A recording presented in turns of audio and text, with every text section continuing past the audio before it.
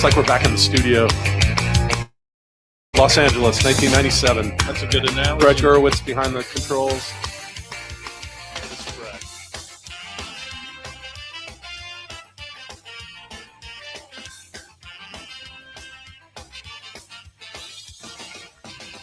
I don't need to tell the truth, but I never lie.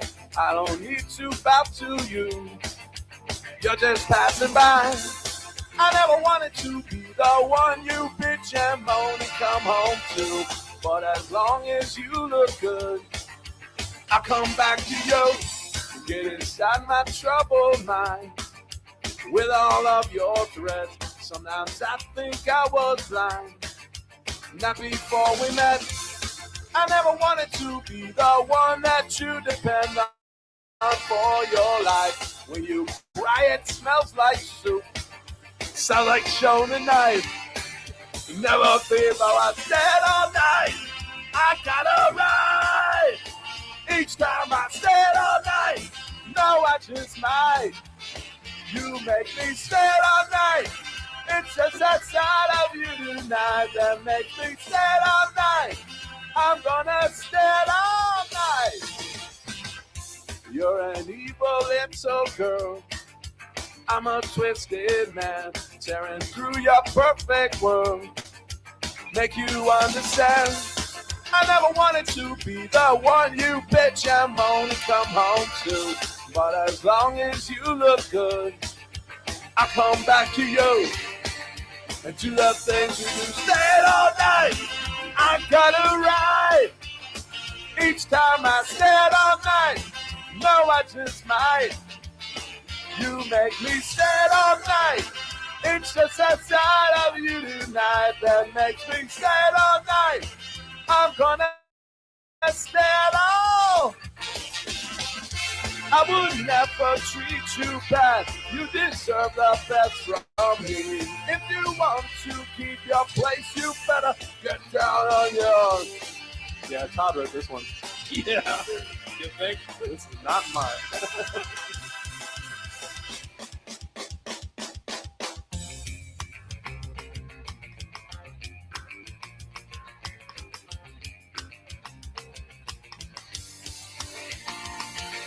Stand all night, I gotta ride.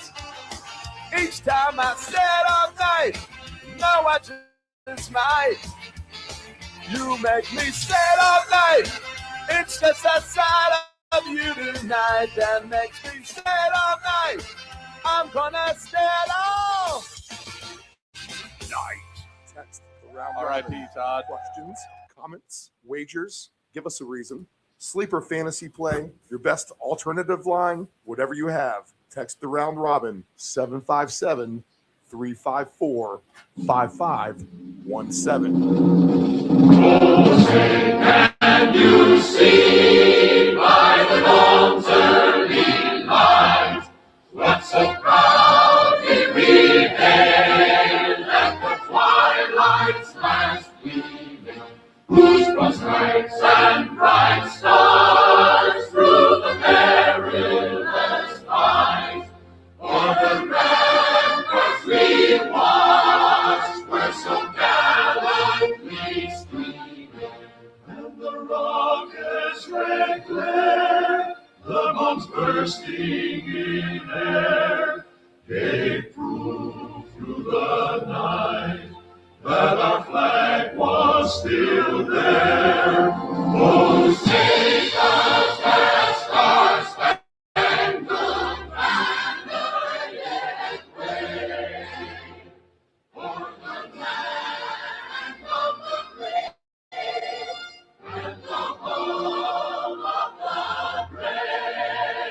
This is the Deep End Broadcasting Network. You are tuned in to the Round Robin with Stephen Murray on Deep End Broadcasting.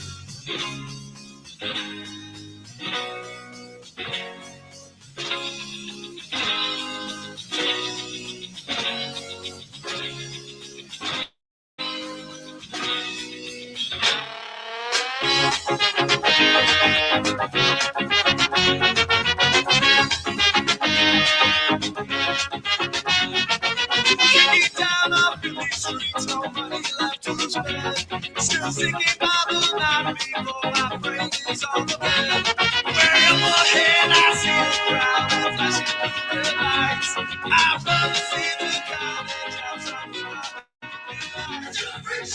Coming to you from the Deep End Broadcasting Network studios here in the lovely Virginia Beach, Virginia, the United States of America. It is NFL Divisional Playoff Saturday. And this is the round robin coming to you live just after 10 a.m. Eastern Standard Time. Good morning. Hopefully everyone's having enjoyable playoffs. Wild card weekend was insane. I think we can all agree to that. Hopefully you got some winners. The show had a good winning weekend. So playoffs just about paid for, really. And we'll try to make it 2 weeks in a row here in the playoffs, as we've said in years past. And if you've been a part of this show for 4 years, the playoffs are basically the bread and butter of what we do. And almost like a celebration in a sense that it's the end of the season. And things just seem to go our way pretty good this time of the year. I think that's experience. I really do. I think that's all the years we've been doing this and, just kind of getting the general feel for things. And a lot of times these spreads, I think, are manipulated to make you think one way, get the public kind of swaying into one direction. And then that's when the sports books clobber them over the head. Shoot, last weekend, I thought that the sports books basically ran the table. I read one article where they insisted that the public won and the books got killed. I don't think that was the case. I think last week were the oddball circumstances. I know everybody had the Jaguars in the over. The Bills in the under were to play that came in. I think a lot of people had Green Bay. The Bears backdoored that. You had the weather issue where I think a lot of people were leaning under as well, and we got an over in that game. It's interesting to see how that might turn out in Chicago this weekend with the Rams. I think a lot of people were on the Chargers, and the Patriots covered. I mean, that's the only talk I heard was Charger. And then I don't think you got the heavy action on Houston per se. Now, the books say that was the one big loss that they had, but I think they more than made up for it through the course of the weekend. And as buyers and bettors, again, it's never the worst thing to be on the side of the sports book this time of the year, especially with these standalone type of games. That being said, I think the public has a chance this weekend at one or two things, and we'll look at those as we go through the weekend. We'll do the 2 games today. We'll do the 2 games tomorrow. Airtime for tomorrow's show is at 9 a.m. Eastern, a little bit earlier. So we'll go through the heavy slate of picks and every angle you can think of. Dave Dolgrandi will be on with us both days. We'll get my man Nick Athen on tomorrow. We'll have the return of the Ant-Man at some point, me and nephew Dave, and we'll go ahead and pick through all the angles. I definitely have things that I like. My first opinions haven't swayed too much from the beginning of the week. I did unload on my first opinion bets. I definitely have 2 touchdown parlays going. I haven't had time to get these tickets up on screen. When we get Dave Dolgrandi on here in a few minutes, I'll go ahead and pop 1 or 2 of those up on there for you. But there are a lot of long odds on a few things that, man, you just can see actually happen, especially if you can zag and not zig. Then if some of that zag type of stuff kind of comes through today and tomorrow, then you're looking at some big payouts. And we'll go through all that. I'd hate to tip it off right now. I'll say this. The Patriots are my bread and butter, right? That's been my team forever. And Josh McDaniels, knowing the game plan there and how we've always used multiple running backs in the past in the playoffs. Go ahead and look up the Travion Henderson receive number right now. Look that up. In fact, do you want me to do it for you? It was 4.5 yesterday. I hate to mention this right now because every time I say this, these numbers blow through the roof before I can actually get my hands on them. a little bit more. Let's see. Travion Henderson is at 4.5 receive yards. What happens if he gets 30? You don't think he can't catch the ball in the flat and get a couple of long runs, perhaps, against the pressure defense? 30 yards for Travion Henderson is at plus 880. All right, so that's the type of thing we're talking about this weekend.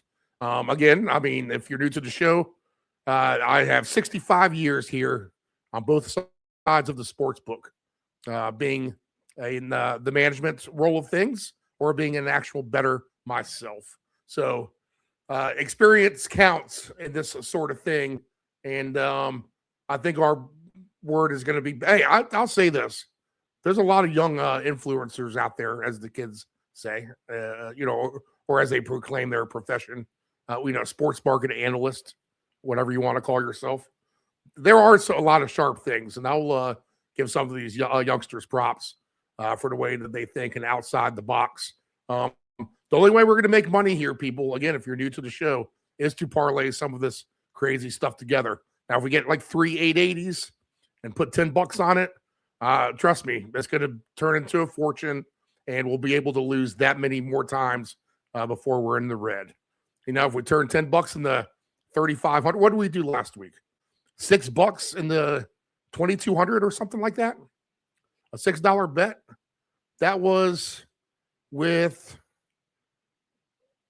let's see here, the night game, right? Yes.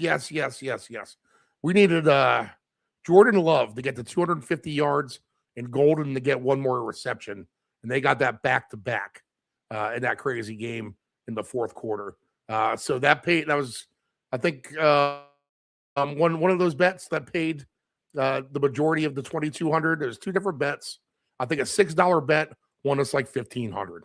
Okay, so if you can turn $6 into 1,500, how many times can you lose that $6? It's it's actually 300 times if I do my math real quick. Just about 300 times, right? That would be 1,800. It'd be 250 times you can lose $6 before you get into the red if you win one time at $1,500. We will do that, especially with playoff football. We expect to win again this weekend. Big futures as well. Big future, big bet alert on the Patriots to win the AFC and Indiana to win the national title.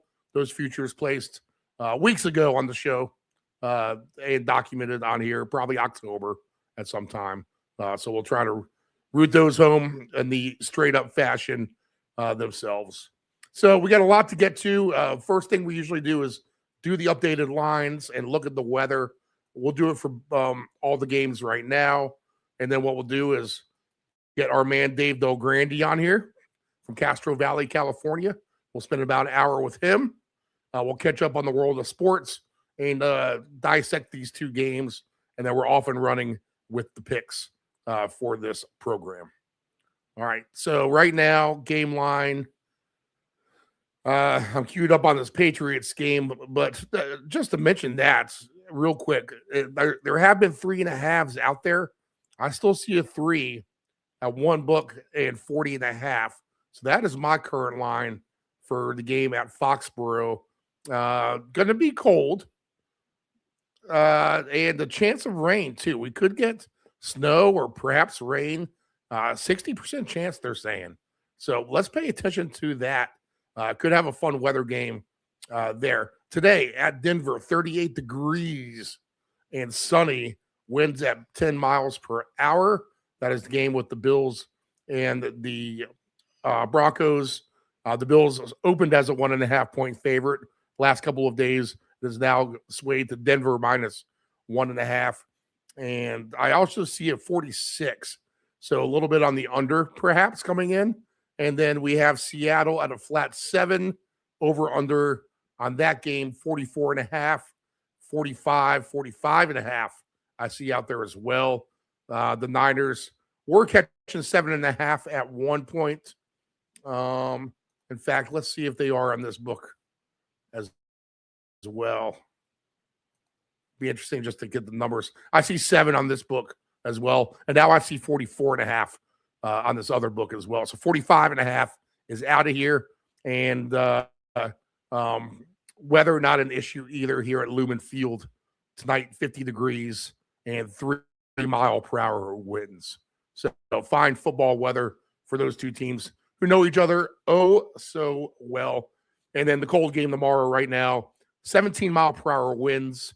Not the craziest. It's not like it's a wind tunnel. And 21 degrees at kickoff for the Bears and the Rams. Right now, I see the Rams as 3.5 or 4 and 48.5 as a total. Do I have a 48 out there? I do. I see a 48 as well. So there's some spreads out here that vary by half a point or so, particularly in this New England game and the Bears-Rams game tomorrow. So keep an eye on that. Always, don't buy. If you want to lay 3 and not 3.5. So keep that in mind as always. All right. Do we want to build a ticket with you guys? Well, wait. We got some soccer action going on. Let's. I'll keep an eye on that. The Premier League picks. Let's see. Can I give you a live play right now? If you want to get involved, let me take a quick look at the EPL. We're getting a good number on Fulham, and that game is 0-0, and Fulham is 2-1 odds to win that game. Maybe take a shot on that if you're bored. The one score I do see, West Ham on top of Tottenham, 1-0. Interesting. All right, and then I also have a couple games going on in the championship. I don't think I'll pass any of that on to you. I won't make you dig for any of that. A couple goals early, though, if you have Norwich and Hull. All right, let's go ahead and pipe in Dave Del Grande. He is the OG of fantasy football, guys. The first person ever employed by ESPN. All right, covers the Golden State Warriors, writes for Deadspin, writes for Field Level Media, senior analyst at Stat Factor, Mr. Fantasy, the guru himself, the all-knowledgeable, every week with his great picks on this show, our man, let's pipe him in now, from the West Coast, Dave Del Grande. All right, let's start with a mixed bag of sports. Maybe something's on your chest. Maybe you don't care about any of this. I'll let you pick the path. Maybe it's something I don't even bring up, but I'll try to think of the hot topics at the moment. Probably the biggest sports wagering scandal of all time, I would say, is developing. What else do we have out there? The Dodgers get richer again. We have LaMelo Ball shooting one-legged three-pointers in Los Angeles. Anthony Davis hurt again. College playoff on the horizon. Golf starting again. San Jose Sharks get revenge on the Capitals after giving up 7 goals inside the Shark Tank locally to you not too long ago. Pick your poison. What's sticking on your mind? Anything on your chest? Anything you need to vent to the world at the moment? Well, not that it's a controversial subject. You mentioned some good ones there, some bad ones too, by the way. The college football championship game should be very interesting. I mean, I'm not sure it's going to be real competitive, but Miami's done very well, obviously, getting to this point. And they're very strong in the line offensively and defensively, which usually makes a difference. I'm not sure that they can hang in there with Indiana, but they are a different kind of team than Indiana saw last week. Oregon's more of a fluffy, spread the ball out and try to outrun you to the corners. Yeah, they're a little soft. Miami's hard. Yeah, the exact opposite. But then again, Indiana dealt with Ohio State, which is much more of a power team. And I mean, not that they blew out Ohio State, but, they did win that game. So I think they can handle that. To me, the intriguing part is, as a Raiders fan, the Raiders have the number one pick, and there's a big debate on what they should do with it. And I think that debate is swinging toward keeping the pick and taking Mendoza, and which is something I'm not in favor of. I mean, nothing personal to Mendoza, but the Raiders are a bad team, typical of what is drafting number one. And yes, they need a quarterback badly, but they need 16 other things badly too. And this, we've seen this many times in sports where a bad team drafts a quarterback and then the quarterback gets killed. And it's, they wish they had gone in a different direction. I think if I were the Raiders, I'd make it a 2-year plan. I'd try to beef up, because they have money to spend this offseason as well. I'd try to beef up as many other things as possible. And, I mean, this is a team that has Bowers at tight end, right, has Genti at running back. I mean, they're all set at those two positions, but you can't find more than two other positions on the field. Crosby obviously is a very good defensive end. But, I mean, they have terrible wide receivers. I mean, far and away the worst wide receivers in the league. They have a below average, and that's generous, offensive line. And they have a very average defense that didn't play well last year, even though Pete Carroll is known more as a defensive coach. So if I were, and yet I think that even I'm swaying toward, all right, I'll consider it based on how great Mendoza looked in that last game against Oregon. And so I'm curious to see, how great he plays again this week. And if he does as well as he did in the Oregon game, will I change my mind and say, you know what, I don't care how many openings they have. This guy's the real deal. They got to take him. So that's what I'm looking for in this game. I'm looking forward to that. I like Indiana. The thing about both of these two teams is they're both grown up. There's a lot of older players on both of these teams, which I think separates them from everyone else that we've had in the playoffs so far. I mean, you got some older statesmen out there on both sides of the ball in the line, 23-year-old, 24-year-old, whatever. That helps. Oh, no doubt about it. I was shocked when that kind of came to light. Not that it's private information, but when they talk about how old the Indiana team is, wow. It's amazing. It's, they got 25-year-olds playing against 18-year-olds. Right. And who's the Ole Miss quarterback who's obvious, his stock is up too. He just tried to get like a 6-year of eligibility. And I don't know why he would even try to do that. He should go to the draft while his stock's hot right now, to be honest. He won't get picked any higher if he goes out and does any worse or any better. Maybe a slot or two if he's better. But we've seen it before where guys stick around and it ruins their draft stock. So he should go while it's hot. I agree with that. I also think that the fact that the Oregon quarterback's returning to school affects things as well. I mean, you talked about the Mississippi quarterback. It moves him up the pecking order one spot. The fact that one of the competitions has dropped out, which is an indication that this would be a good year to come out. It also impacts the Raiders' position. And now, I mean, to me, there were two choices for the Raiders, even though I don't think Moore's in the same class as Mendoza. But some people do. He's a different style, and, that some teams prefer. But now that he's not in there, if you want a quarterback, a top-flight quarterback this year, you have to go through the Raiders. I mean, before it was, if the Raiders take a quarterback, we can still move up to number 2, get that quarterback and pay less to move up. Well, that's no longer an option.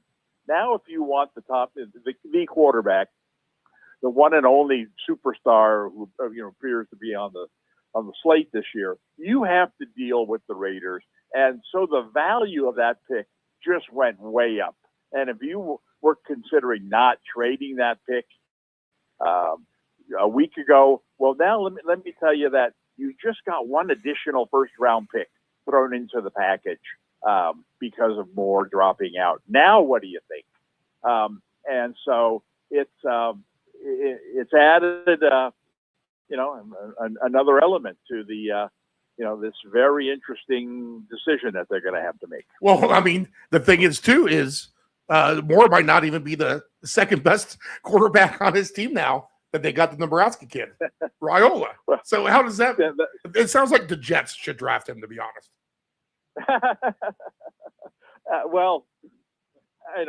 There are several teams needing quarterbacks, and we're not even considering those that might be losing quarterbacks to free agency.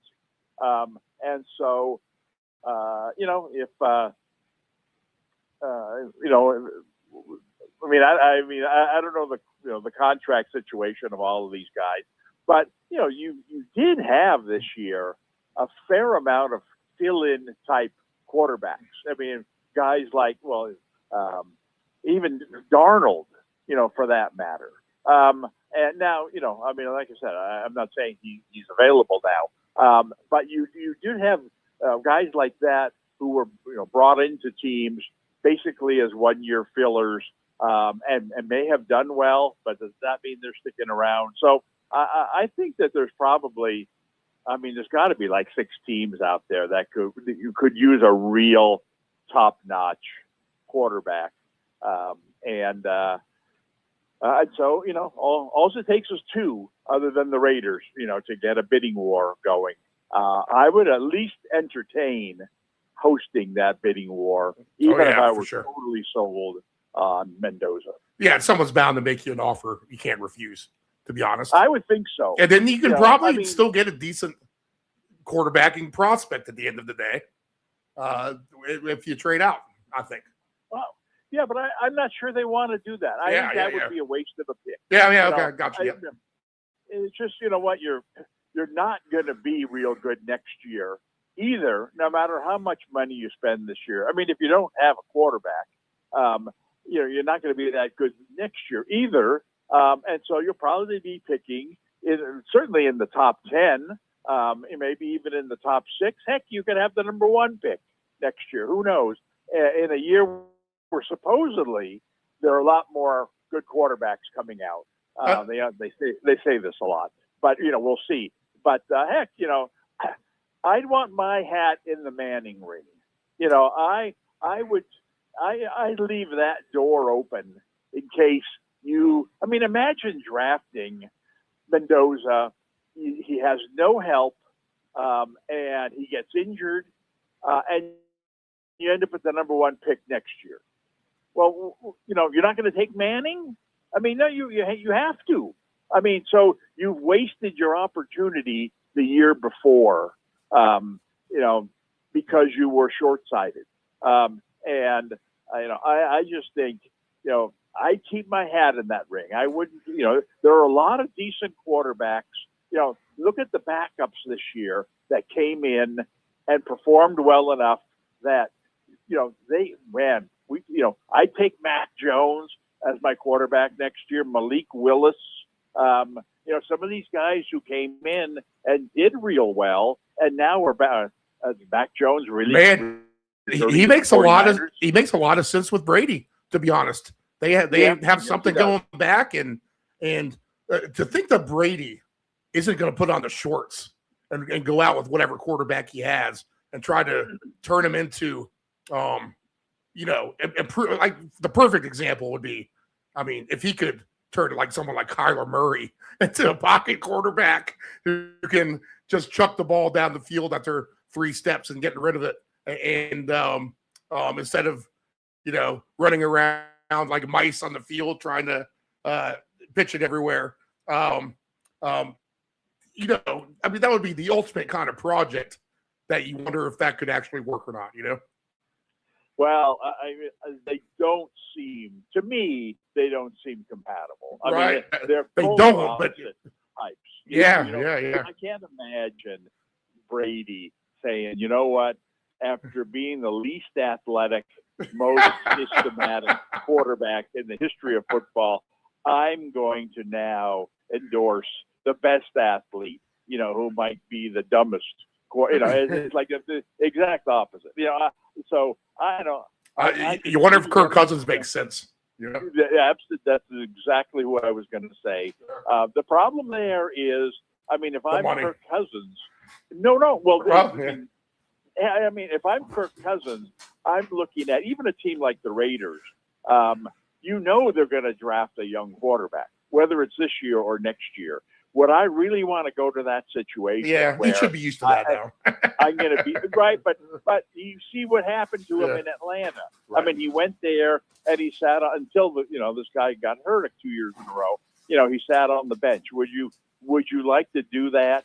Right now he's a hot commodity. He can play for a lot of teams, but if he goes to the Raiders and now all of a sudden they draft Mendoza. And everybody's clamoring. We want Mendoza, the number one pick. We want him in there. They put Cam Ward in there, and then we'll put Mendoza in there. And here you've got, you've got, a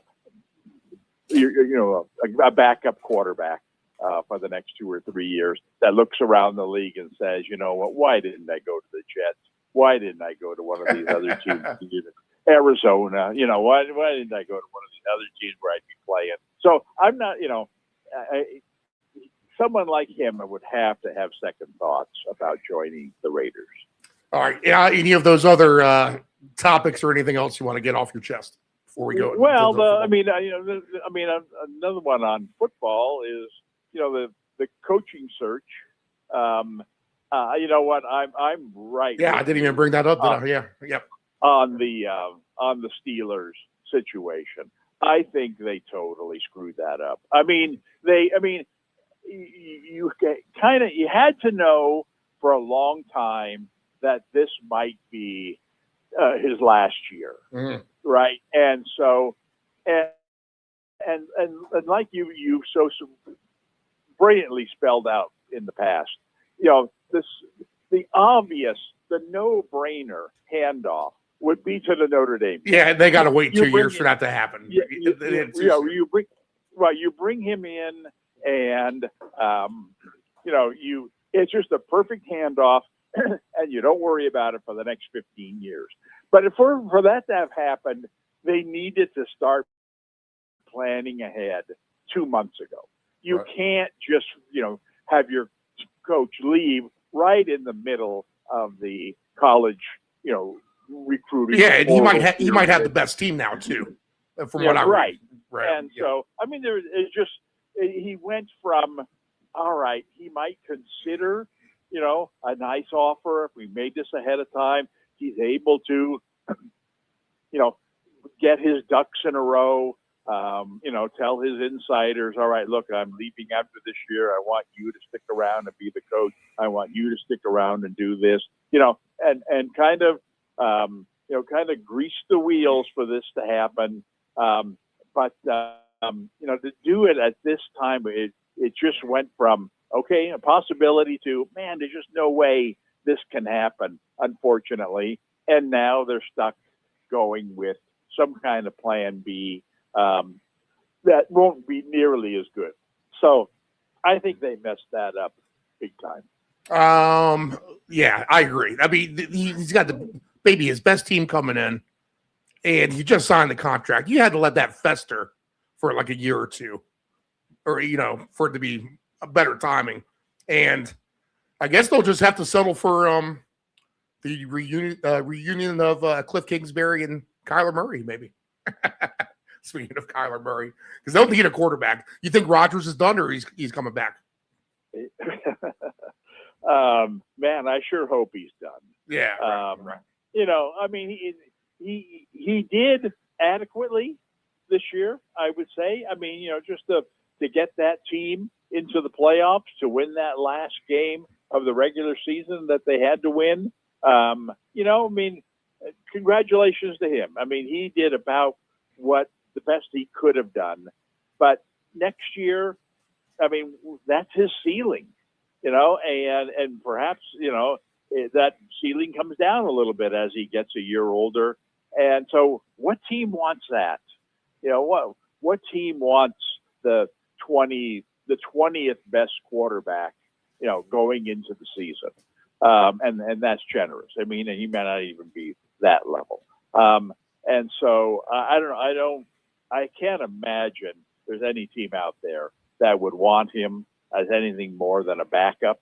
And so that'd be embarrassing for him. He's already kind of embarrassed himself enough the last couple of years, bouncing around, the team to team, and never, certainly not playing to his prior level.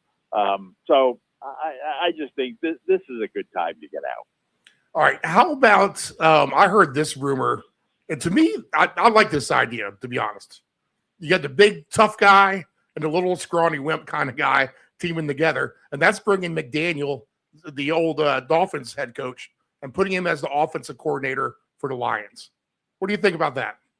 Well, that does make sense. The problem is, I think the Lions coach is unique. Yes. I think they're both unique. I would love to be a fly on the wall for that conversation, to be honest. Well, right. Go ahead. And I think he's someone who's tough to work with. We already saw that this year, where he brings in this new coordinator, and they weren't embarrassing. I mean, they weren't up to last year's standards. They were okay. They had a very, very tough schedule this year, and they lost some games. And next thing you know, he's demoting his coordinator, who's been doing it for 8 games, and puts himself in that position. And I mean, I just know if I were an offensive coordinator, especially someone of McDaniel's level, I don't want to go in there and have to be called on the carpet by this guy every time I run the ball on 4th and 1 because he stupidly went for it, instead of throwing, and then fear for the fact that, 8 weeks in, if, things aren't going well, that he's going to demote me to, backup water boy. I think he needs much more of a yes, sir. We could do that, sir. Of course. Yes. Of course we'll do that, kind of an offensive coordinator, and not, not someone. I just think McDaniel is too good to be in that position. All right. Let's see here. Let's reflect a little bit about last week. But actually, let's play the guessing game. And this kind of reflects the last week, too, because this player had a great game last week. But there's one player in my mind for every team that's playing that has been such a good X factor for their team. I'm definitely not sure this team would be where they are without him. Now, it's not like a superstar like Nakua or someone like that. But this guy's played his role phenomenal. Just I don't think it's under the radar per se. But, man, I can't say enough good things about him. You have any idea who I might be talking about? I mean, just one player for all the 8 teams? Yep. Wow. And he played last week. He played last week. Okay, so, I mean, the first guy that comes to mind, and maybe it's because you mentioned the Rams, is Parkinson. Close. Yeah. I would so say. He's been in, for a team that didn't really have a tight end, to come on and catch the passes that he's been catching. Yep. All right. So would it be someone on New England? He's in your backyard, and it's Kyle Juszczyk. Oh, yes.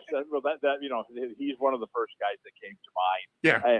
And I agree. It is kind of amazing that when he's been put in a situation where he needs to do more than block, he finds a way to do it. He'll catch you that couple of key passes in each game, where, he had 2 catches for 12 yards, big deal. Well, they were all on, both on 3rd and 5 and kept drives alive.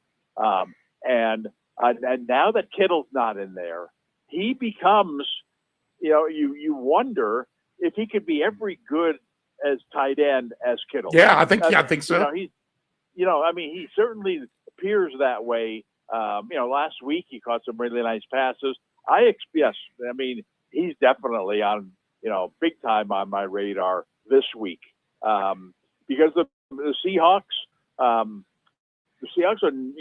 one of the worst teams in the league at defending passes to backs, and McCaffrey got targeted. Not that he doesn't get targeted a lot anyway. 7 times when they played a couple weeks ago, it's tough to move the ball on Seattle. These teams know each other well, but here's kind of a secret weapon that you haven't seen in full force before, and it attacks you at your weakest point. I think he could have a really nice game this week. What I love about what Shanahan does with him is he puts him in motion, and then he starts him from the line, and he kind of rounds him back at an angle, back into the fullback position, where he's not moving forward necessarily to have like a procedure penalty, but it's almost like he's gearing himself out of the starting blocks to kind of keep that momentum going of his motion, and he gets that little extra torque, leverage, and power to go through on his blocking. That's a great way to have you check kind of started off in the blocking scheme and getting him kind of in that motion play, as opposed to having him just kind of sit stagnant back there. I don't know if you noticed that or not. Well, yeah, absolutely. Yeah. And it's kind of, I wouldn't say a pet peeve of mine, but it's a rule that the NFL, I think, needs to change, or at least. So it looks like procedure to you. Eye on. Yeah. And that is guys moving toward the line of scrimmage when the ball is snapped. Right. Either allow it, like they do in the Canadian Football League. Right. Or enforce it. Because you see this, a dozen times a game where a guy goes in motion and clearly he's headed toward the line of scrimmage almost every time. And I'm wondering whether I just don't know a rule that, because almost every time when someone circles behind the quarterback, like from one side of the field to the other side of the field, behind the quarterback who's in a shotgun position, he almost always arcs it. In other words, he starts running backwards, but by the time he gets to the right side of the field, he's moving forward. And it's like, is it because he's behind the quarterback that the rules don't exist, that he can't be moving forward like that? Because clearly he's moving forward. And it just seems to me, almost every time you see a guy going in deep motion like that, he ends up moving forward before the snap. I'd like to see the league do away with that. And whether it's just you're allowed to have one man moving toward the line of scrimmage at the snap of the ball, or whether you're allowed to have all your people in the backfield moving toward the line of scrimmage, when the ball is snapped. I think that would add an interesting element. And, they're always looking to add more offense to the game. That would add an interesting offensive twist to the game. And at the same time, do away with this, why aren't we calling penalties on this penalty that, that it does look weird. I just assume he's not doing it, but I mean, maybe he is. It does look like it, right? Well, I'm not necessarily talking about him. I'm talking about, it's because if you're a guy who starts on the left side of the field and you're standing in front of where the quarterback is standing, and so if you go in motion and you circle behind the quarterback, you're already, 8-10 yards off the line of scrimmage, right, and headed in a negative direction. Correct. The longer you keep running, the more negative you're going to get. Yes, all right, makes sense. By the time you get to the right side of the field, you're going to be 10, 12 yards behind the line of scrimmage, unless you cheat and start moving forward. And that's what these guys do a lot. So that's what, that's my number one rule change. Well, this would be my number two rule change for next season would be to do something about that. Like I said, I'd at least say, all right, one guy is allowed to be moving toward the line of scrimmage. The other one is they absolutely, positively need to get the lines on the field like we have on TV. How many times do we watch a game and there's that black line that's the line of scrimmage or whatever line color they make it, and then you see that there's that defensive guy's helmet is on the black line. Yeah. He's offside. You got to call that. Yep. And they don't call it. That's like, well, why didn't they call it? Well, because it's not as obvious if you don't have that black line or whatever, that line of scrimmage line there. Well, let's make a black line like that on the line of scrimmage. Right. I mean, they've got these, cameras or whatever, robots flying over the field, station one at the line of scrimmage that sends some kind of, I don't know, wave down to the field that paints, a line on the field similar to what you would see on TV, but only this is real. This is you can actually see it if you're a player. And I do the same thing for first down lines, since that is so critical as well. Like, we see it. It would make the chain gang useful again. How about that? Well, I'm sorry that these guys would have to lose their job. But I don't know. I just think that this technology on TV. It's fair, yeah. It's amazing to me sometimes when a guy is going for a first down and reaches the ball out, toward the first down line that we can see, but he can't. It's like, how does he even know the line was there? It's like, man, I mean, yes, if you thought about it enough, let's see, the line's at the 37. If I get to the 37, I got to reach the ball out there. You're right in the middle of the game. Who's thinking like that? I just think, some players obviously are, because they get to that spot and, especially on critical third or fourth down, and they reach the ball out or they're lunging forward or whatever it is.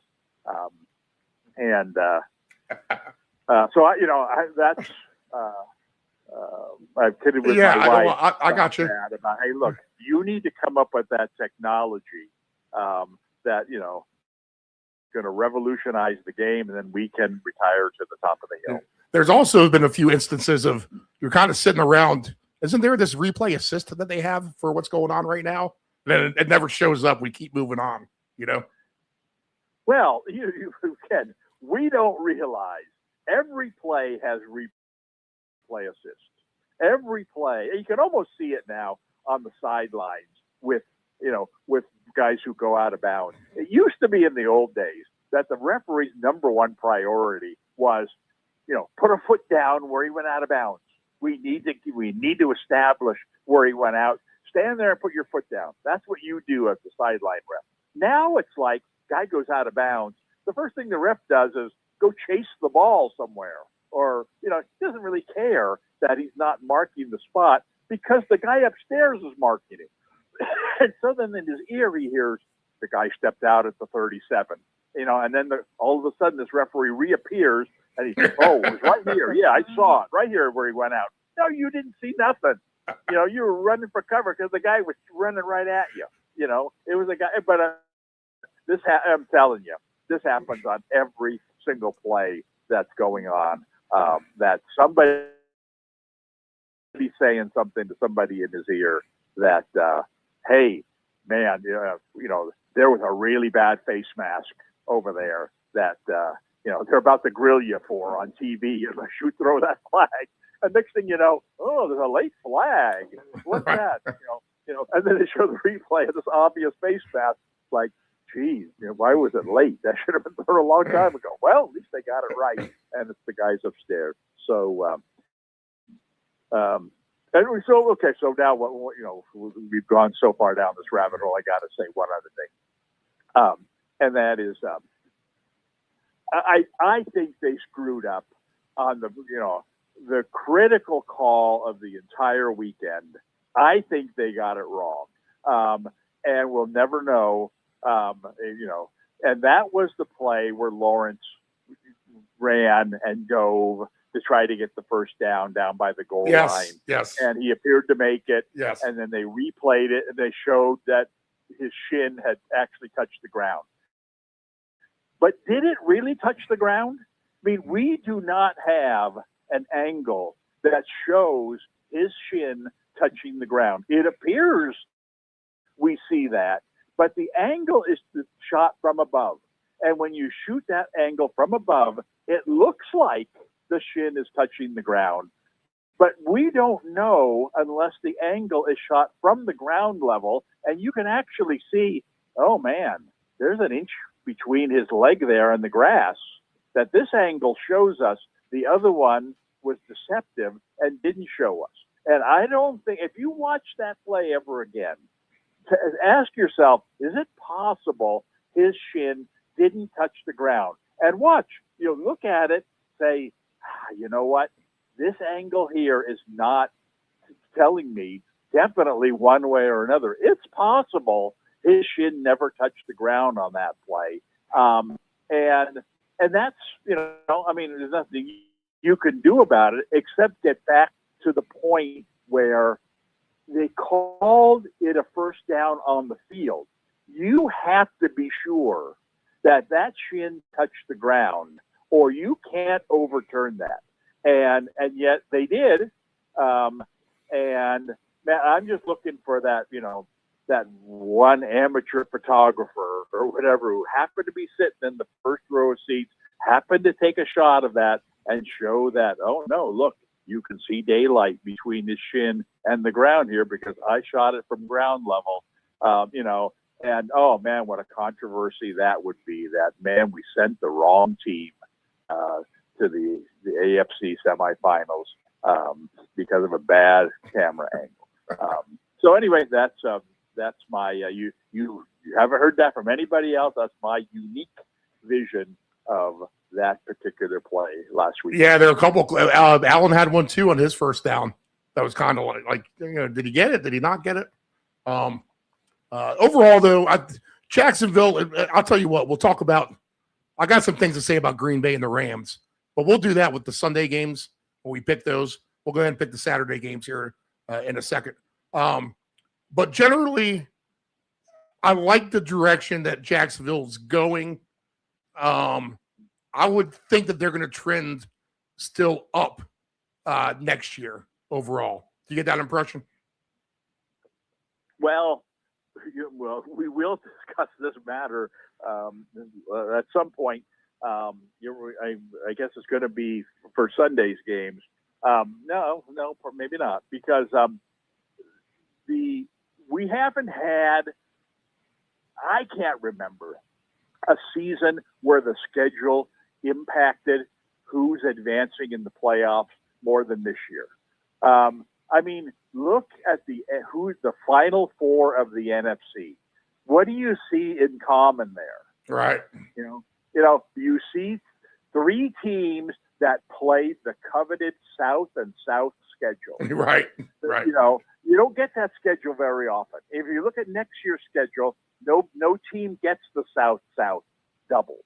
It only happens once in a while. It's totally random. They had 7 byes this year. Six automatic. We've talked about this with the 49ers. They've had 6 automatic wins, basically, when you play that schedule. And compare that to, I bring them up a lot. Compare that to the Lions. While the 49ers are playing the Falcons, the Saints, the Panthers, the Titans, you name it, the Lions are playing the first place schedule, and then, their divisional schedule, whoever it was this year. It just seemed like every week, they play the Eagles this week. Oh, next week, gee, guess what? They're playing Buffalo. Yeah. Oh, yeah, and the next week, they're playing Kansas City. Oh, by the way, the next week, they're playing, God knows who. It was, but this, Jacksonville's schedule, I think Jacksonville's on its way up. Yes, but if they're They'll have a stuck- hard schedule. Yeah, they will. right, the tough schedule, and they were the division winner, correct? Yep. Yeah, they beat out Houston for the division title, so they get that. They get to play every other first place team next year. So they're the ones that are going to be stuck playing the top teams every week, whereas the Indianapolis, because they faltered late in the year and dropped down to third place, they're going to be playing, the Jets every week that you're playing Buffalo or New England. So it's I think when looking at projecting next season and who's going to do better, who's not going to do better, man, I'll tell you what, if there's a lesson learned this year, it's let me see who they're playing, because that makes a huge difference. All right, let's get to the games on Saturday. We'll start with the first one, where the Bills were the favorite, 1.5 coming in as the last seed against the number 1 seed Broncos here. That is flipped now to Denver -1.5. The total's at 46.5. Weather-wise, we are looking at 40 degrees, 10-mile-per-hour winds, no precipitation, nice sunny day. So that's going to be no big deal for either team, you would think. And you know what? I can make an argument for probably both sides here. I can make a argument, I think, for the over. I can make an argument for the under. I don't think either one side or total is probably a favorite. But as a fan of the game, and obviously someone who's going to have some action, I'm going to side click my hitches to one side. And I think I got to do it to the Bills again, honestly. You know what it is, too? I don't even think it has – you just have those feelings sometimes that something's going to happen. And I just feel like that is Bills – and I'll spoil the pick for tomorrow, but we'll talk more about that game with the props and stuff. But I just have a feeling that's Bills and Patriots part 3 in the championship game. Somehow, some way, that's what we're going to end up with. They say that Josh Allen's shorthanded, and that's not necessarily a good thing against a Patrick Surtain type of secondary. But you got to figure with Allen and his experience, he is just going to, like last week, find a way to get it done. I like all his props. I like his 2 touchdowns again. James Cook should have a better game. Jacksonville, if they had one lethal mistake last week, it is that they abandoned the run probably way too fast. We didn't talk about that really.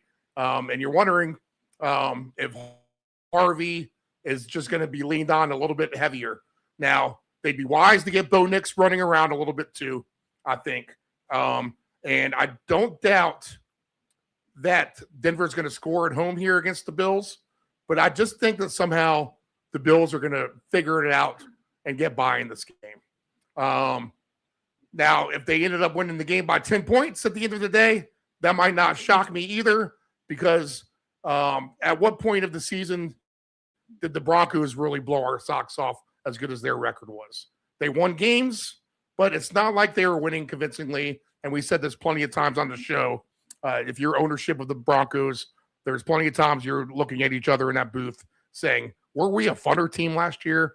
Were we scoring more last year? And that just never seemed to really develop. So to me, something's not quite right there. I'm not convinced in the Broncos offensive line either. So I want to doubt that Bosa maybe has one of his even better games for the Bills here.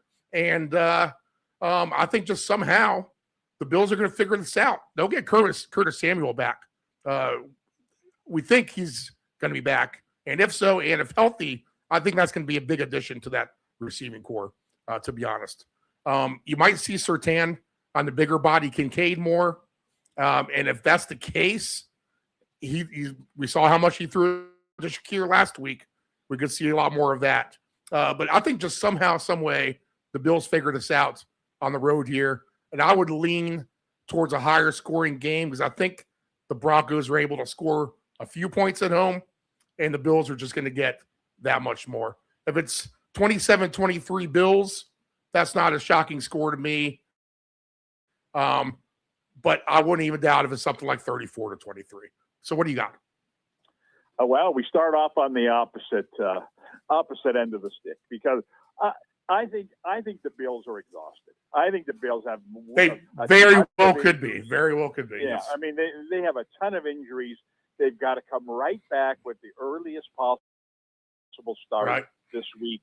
A day game on top of anything else. So the weather won't be a factor in this game. We've had beautiful weather out here in California this past week. That usually travels east, over the Rockies. It'll be cold, but it'll be a day game. I can almost assure you the sun's going to be out for that game. I don't think that's going to be a factor at all. I think that Denver, the biggest edge here Buffalo has, of course, is an experience.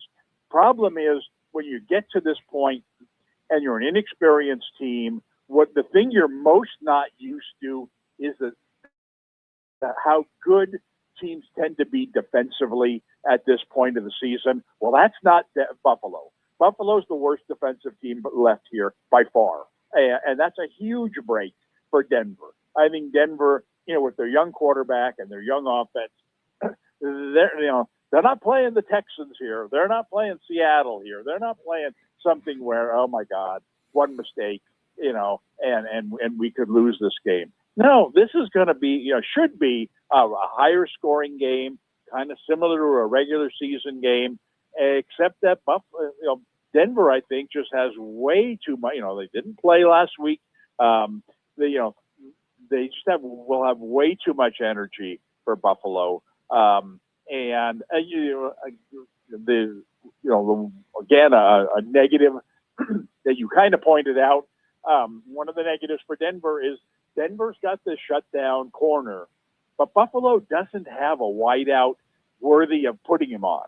In other words, if you're playing Seattle and, you take, okay, Surtain, you just go with Smith and the Jigba no matter where he goes. Well, Buffalo, you mentioned, their best weapon might be their tight end. You're not going to waste your top corner on the tight end. Shakir would be their top weapon then. He runs around all over the place, and he's not even any better than these other guys that they've got. So if they don't throw to him all day, they're throwing to other guys who are just as good. So I don't think that ends up being a big advantage for them. I just think that Denver is going to be able to comfortably get their offense going, and that's the big thing here. The young quarterback, how will he handle the pressure of this situation? I got to believe the pressure of this situation is going to be no more than the regular season, facing Kansas City in the regular season. Something that was very successful last week until Aaron Rodgers took the field was quarterback running yards. Almost every quarterback went over his total last week. Why would this week be any different? Especially the better defensive teams, where you got to play a little more conservatively. You're getting a pass rush, to just scramble, get your yardage. Well, here's, I think Knicks, will find a ton of running room against Buffalo's defense. He's already, a guy who runs a lot, had 41 yards, had 46 yards his last two games against Denver and Kansas City. Both better defensive teams. I'm sorry, Denver. Chargers. The Chargers and Kansas City, both better defensive teams than Buffalo. He's going to go into the 40s or higher rushing this week. I hope they don't put his total, higher than somewhere in the 30s. But I think I think that's going to be a real, that's my top play in this game. But I do think that there's going to be a lot of points. I think there's going to be, like you said, how can you go wrong taking out and to score a touchdown or two? I see this as being a 34-24 game. I think you might have mentioned that score, but I'm going to give flip-flop it the other way. Right. Denver an easy win. Altitude, obviously, the issue too. If they're tired, like you say, that could be a rough second half. In fact, that might not be the worst play, because if you have Denver with a decent little bit of a lead, say they're leading by 8 points at halftime, I would be willing to kind of outline that to Denver a little bit, even more. And because the book will expect Buffalo to come back, and you'll get a cheap line for Denver minus 13.5 or so. In which case, if the Bills are fatigued, then they could actually run away with that at the end a little bit, maybe. Well, it Just a theory. Yes, they've certainly had a lot tougher road to get here. And I mean, if you look at their injuries going into this game, man, it's a world of difference between them and Denver. Buffalo's the team that could have used the week off way more than Denver. Unfortunately, not only did it not work that way, but like I said, I mean, this is, they're not playing New England this week or the Giants, the Jets. They're, this is one of the longest trips you can make, in the NFL. A long trip for an early game on a Saturday. You're already tired. You've gotten one less day of practice this week, or one less day of rest. You're already, struggling, to tie your shoelaces. I just think that bubble, tends to burst, at some point. And why not this week against a very fresh home team? So that's my. I don't know their travel arrangements, but almost as you say, they'd be better off traveling for this game like last Tuesday or something like that. Just getting up there, trying to relax, get your runs in, your light runs in the thin air, maybe try to acclimate a little bit that way. Bo Nix, 24.5 for his rushing yards. So you'll like that. Yeah, that's nice. Okay. That is definitely a play. 3-1 for 40, a little bit less. Yeah, I mean, the way, the stats for this game say Buffalo is a lot easier to run on, and Denver is a lot easier to pass on.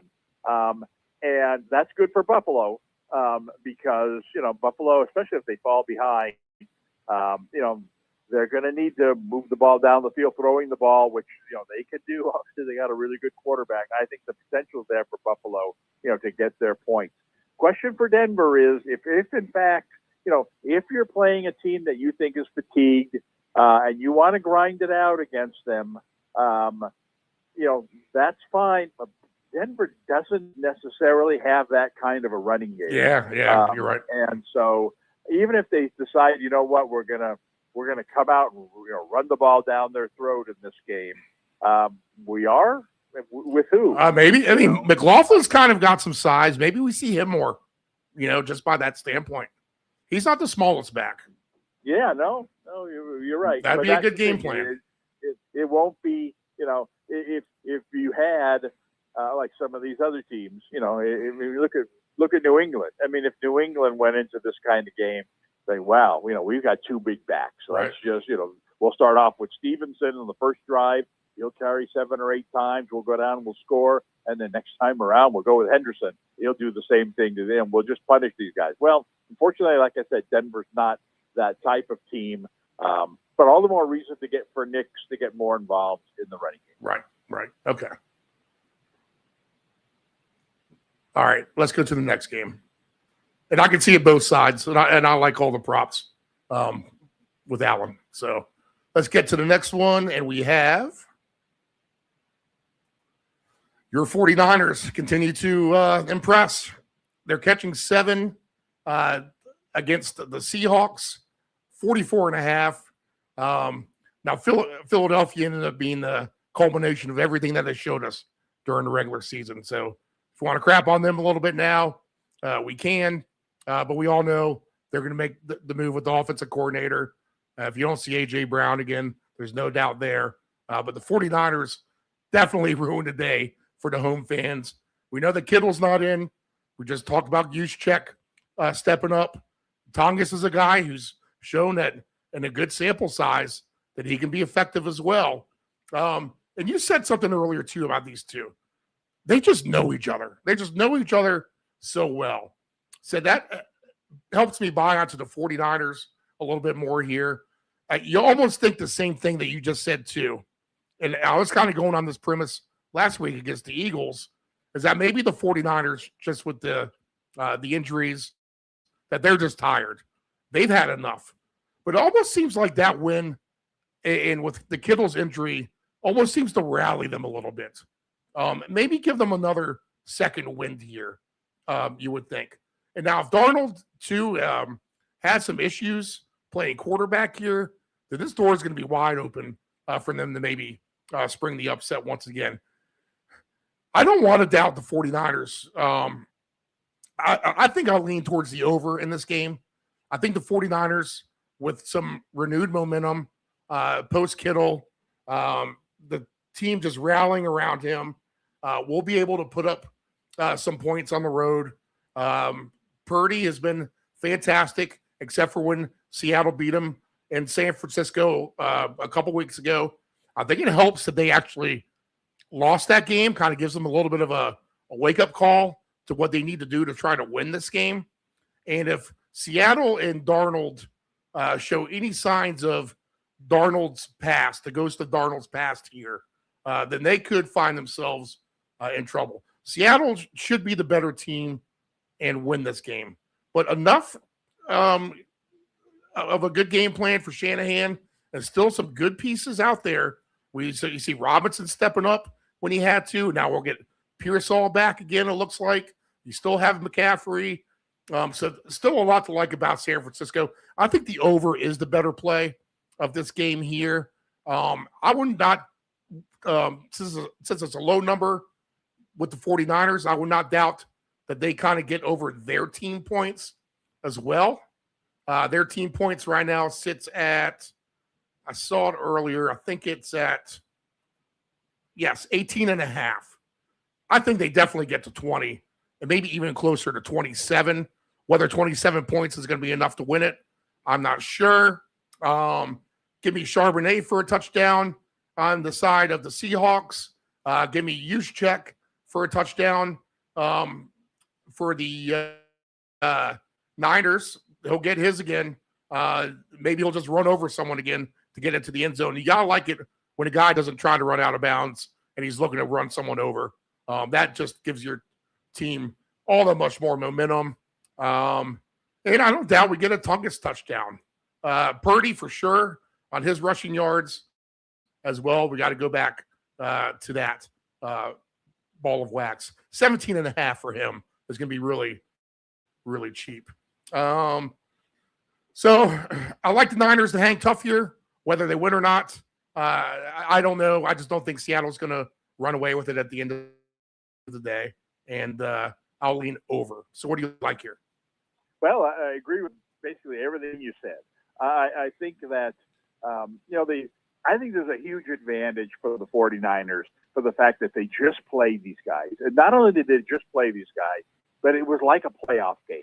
I mean, if you had any secret weapons, you showed them in that game, and we see why. I mean, it's given Seattle a huge advantage in the playoffs, the fact that they got the number 1 seed and had a week off last week, as opposed to the 49ers who get in, have to go to Philadelphia, and then come right back from a Sunday game to a Saturday game, flying across the country to get back home, losing that day of practice. I mean, it was a huge advantage for Seattle to win that game, and that's why they both teams put everything into it. And so now what? Now what do you do that you've shown all your cards to the other team? Well, to me, it comes down to who's got the better coaching staff, who's the one that can adjust to what they just did to us. And, they know our best plays now, but we know their best plays. And what do we do to counter what they're going to do against us? And I just trust the 49ers coaching staff with a great offensive mind and a great defensive mind to have a big advantage here over Seattle. Now, I think Seattle's a way better team than the 49ers, They just went on the road and won that big game by 10 points. I think they probably are 10 points better than the 49ers and playing at home. But I think that the 49ers they know each other. Yeah. Yeah. And I think that will help keep the game close. I think Seattle's going to win. I wouldn't be surprised if they won by a touchdown. I don't see it being a blowout, though. And if there's one thing left to spring on the other team that they haven't seen yet, I think the 49ers have that, whereas I don't think Seattle has that. The 49ers have Juszczyk. They kind of showed, you mentioned him, they kind of let the cat out of the bag a little bit last week when Kittle got hurt, and all of a sudden, geez, why Juszczyk all of a sudden catching a bunch of passes? Well, because he's capable, and they need him to be the de facto tight end against this defense. And I think he's going to have. I think he'll be the 49ers player of the game in terms of he's going to be the guy, the surprise element. He'll catch a long pass. He'll catch a couple of first down passes. He's going to be the guy that the broadcasters are raving about in this game because we just don't see this side of him very often. And yet, he's, I think we all saw last week, he seems perfectly capable. So my top play in this game, I think Barner has a chance to, you mentioned Charbonnet. I think it's a good call. I think Barner's got a chance to do things in this game. I don't think the Purdy rushing total, I don't think it's as glamorous as the Knicks one, but if we're going to have a ticket with top rushing quarterbacks, sure, we'll throw him on there. But I think that Juszczyk, I would look at him for total receptions. I would definitely look at him for total yards receiving. You mentioned a couple names. Barner, I do like him too. Plus 170 for a touchdown. Juszczyk is plus 750. So he hasn't even risen that much. How about this? Juszczyk for 2 touchdowns, 125 to 1 odds. We've talked about I brought that up on the show before. Because one of these days he will get his 2. And man, this would be the perfect setting for it.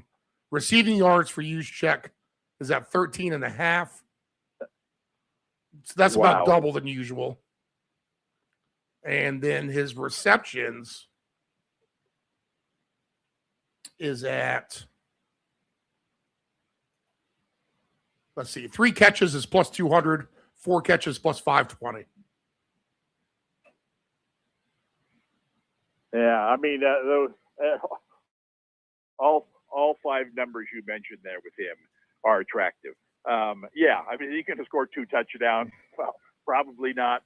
But you know what? At 125 to 1, I'll take a shot at it because like I said, when the 49ers, they just played a 17-7 game or whatever. These guys. I don't think the game is going to be that kind of a game again. I think it'll be more like your stereotypical 24-17 or 24-20 kind of a game. So I do think the 49ers will score a couple of touchdowns, maybe 3. But when they get down by the goal line and Seattle's defense, saying, they've heard all week, all right, look, when they get down here, they're going to run McCaffrey on these little patterns right across the middle of the field. We all got to pay attention to him. They'll throw to Tonjes, let's watch him in the flat. They'll throw to, the guy with the orange hair. Jennings, right. Jennings, cutting across the back of the end zone. So they have this checklist of, okay, you're on McCaffrey, you're on Tonjes, you're on Jennings. It's like they won't even mention the fact that, okay, you need to pay attention to Juszczyk. And that's the kind of thing. The motion screen. That's the one he does. We'll come up with. And, there goes McCaffrey over the middle. There's the 2 linebackers. They've got him sandwiched. Oops. We got 2 linebackers on him and none on Juszczyk, who's standing wide open on the flat and touchdown 49ers. And for 1 touchdown plus 750, that's really nice. 13.5 receiving yards. That, they're giving money away on that. And so I would find a way, shape, or form actually to use use in different kinds of parlays. I think that even just straight up, I like to focus on one thing rather than to play different things in the same game. So if I'm going with Knicks over his rushing total the first game, well, I'm going with all things you check, in the nightcap. All right. This is the round robin here on the Deep End Broadcasting Network, part 2 of Dave Del Grande tomorrow morning on our Sunday show, which will be a 9 a.m. Eastern Standard Time airtime. And we'll hit the 2 games for tomorrow, mostly then. We have 2 games on the slate for today, and Nephew Dave joins us now from his Ocean View studios. Good morning, Nephew Dave. How are you?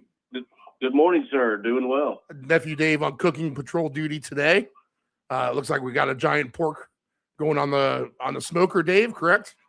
I got my hands full of butt right now. All right, so we'll take advantage of that tomorrow for the Sunday games. All right, Dave, we got a couple games on the slate for today. Let's get through it, and we'll get on out of here. All right. 4:30 p.m. Eastern, the first one. A real treat for us who like Josh Allen. We'll get him first up. Play the Denver Broncos. The Bills were a 1.5 point favorite, and now has swung to Denver minus 1.5. And now the over-under is down. Look at this. Now down to 45.5. So the total is dropping. Weather not an issue. 40 degrees, very light wind, no precipitation, apparently. And shorthanded will be the Bills with their various injuries on defense, their wide receiving core, which let's be kind of quite honest about that. Hasn't been the greatest anyway. So is that maybe a little overrated? And the Broncos kind of coming in here very well rested. They've played 3 games in, I think, 30-something days. And the Bills, this will be their 5th game in like 25 or 26 days. How about that? So if you think the war of attrition is real, this is a big upper hand for Denver today. Mentioned it on the show all year long, compared to just last season, in which, if you want to go back to that playoff game, remember it was a full throttle by the Bills at home over Denver. I mean, they killed them with basically the same team they got going today. So keep that in mind. And, if you're Bronco ownership, there's been plenty of times where you look at yourself or look at your buddy up in the box during a Bronco game, and you just say to each other, weren't we a funner team last year? That hasn't been able to translate onto the field. Fun meaning points scored, higher scoring game, lots of offense, the things that get fans excited. And the Bills are hit or miss as far as that's concerned themselves. So interesting game here. It was kind of funny how the later seed was the favorite. And now is flip-flopped to Denver. I just can't help to think that somehow Josh Allen I've seen this dog and pony show before, where it's the one-man band, all against the odds, and then you think it's finally going to catch up with them, and what do? They pull a rabbit out of their hat, and they somehow find a way to win. Why do I just think that's what's going to happen with Josh Allen today? And the Bills advance. I'll tip my cap tomorrow. I think this is kind of written in the stars for a Patriots-Bills Part 3. How dramatic would that be for an AFC championship game, to be honest? That would be as good as it gets. So somehow, some way, Nephew Dave, I think the Bills pull this off today, and I expect this to be, I think, a higher scoring game. Now I see this total dropping. I said it earlier on the show, buyer beware of how these point spreads maneuver. If they are indeed dropping, that might be trying to lure you to go into that direction when the over may be the better play all along. We'll talk props in a minute, but what are your gut instincts about this game, Dave? Yeah, Steve, I would have to agree with you. I mean, he's going to have to be Superman yet again. And we've seen it. We've talked about that receiving core all year for Buffalo on the show, and we've referred to it as a room full of threes. And so what I mean by that is a room full of number 3 receivers. It was never that great anyway. So, Steve, it's going to have to be a guy that I really like today. I think is going to have to be involved is Cooks. Cook and Josh Allen, I think, are going to have to be the guys getting it done for them today. Of course, they have Shakir, but I mean, you just can't trust it. I think we do see a higher scoring game. Also, that's if the Broncos offense can get going. We've seen them stall out throughout the season too, so they've had a bye. What are they coming out with? That is my question. Are they going to be that team that can get it going? Or are they going to be stuck in the mud a little bit in maybe the first quarter, maybe even the first half coming off the bye? Right, a little rusty. You've got a Buffalo team that's ready to roll. So I think it's going to be a great game. I think we're in for a really nice treat here at the early window. Maybe Buffalo even first half, if you like them, might be the better play. Yeah, yep. Interesting. All right, let's get through some numbers. I'll get to that halftime line in a minute. Let's look at the receiver numbers first. We have, with the low hangers, Adam Troutman, 5.5. Mims Jr., 12.5. Keon Coleman, who's an interesting pick to me today, 20.5. Harvey is at 20.5. James Cook, 13.5. Dawson Knox, 21.5. Evan Ingram, 21.5. Brandon Cooks, you mentioned him, 29.5. Franklin, 20.5. For Troy Franklin, just 20.5. Pat Bryant, 34.5. Kincaid is at 37.5. Shakir is at 51.5. And Cortland Sutton at 54.5. Quite frankly, Dave, I can make a case for a lot of those overs. Oh, absolutely. I mean, that's I was listening to some other research, and I think guys have this idea that we're very limited to pick from. And a little bit of me agrees, Steve, but I think if this Bills team has got to get going, at least on the side of the Bills anyway, we have a lot of achievable stuff here. Like, we talked pre-show, and I said I wanted to do some unders today on these props, but how could I when these numbers are so low?